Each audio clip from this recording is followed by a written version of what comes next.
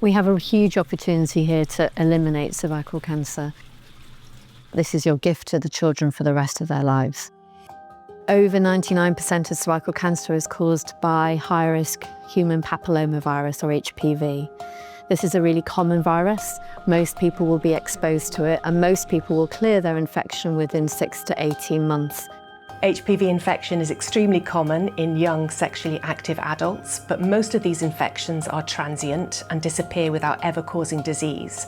It is only when they become chronic infections that the risk of abnormal cells increases. That increases the risk of cervical cancer. Unfortunately, I was diagnosed with cervical cancer 2 years ago and underwent treatment. Side effects can be difficult to manage and can occur months, years later, and can include things like early menopause and bowel and bladder troubles, just to name a few. Cervical cancer is an essentially preventable disease, so we can prevent cervical cancer through screening and vaccination. We started vaccinating against HPV in 2008.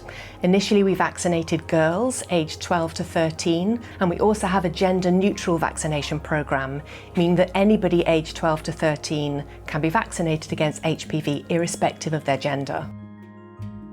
The Cochrane review looked at all the available evidence from all the studies that have been done so far, looking at the effectiveness of HPV vaccination and its long-term safety. There's 225 studies that we've looked at, looking at 132 million people. And what that showed is that if you vaccinate when you're under 16, then there's an 80% decrease in the number of cervical cancers that we're seeing. And that's just amazing that we can do that. It's just revolutionary.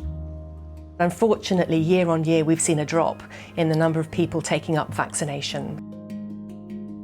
In the UK, when we first introduced HPV vaccination, we saw about 90% of girls being vaccinated. But in the last year, only 72% of eligible girls were vaccinated and around 67% of eligible boys. The real sadness is that misinformation is affecting significantly vaccine uptake rates, and we're seeing a decline in the UK. So as part of the review, what we did is we specifically went out to look at what people were saying on social media and what the concerns were.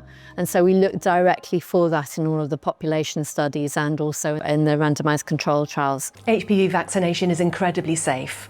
The work that we have done with Cochrane shows that there are no negative long-term health impacts associated with vaccination.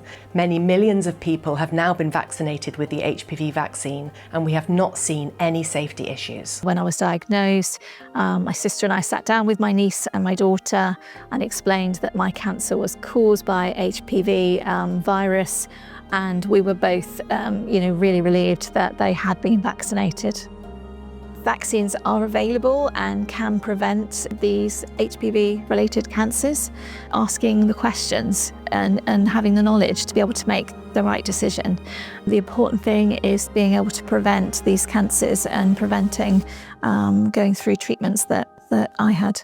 I feel incredibly fortunate that I've been able to give my children protection against HPV-related cancers in the future. There's really sound evidence now that this will make a real difference. And also this can prevent other cancers later down the line, such as head and neck cancers, that are really quite unpleasant, and the treatment for these is really bad. And why would you not want that for your children?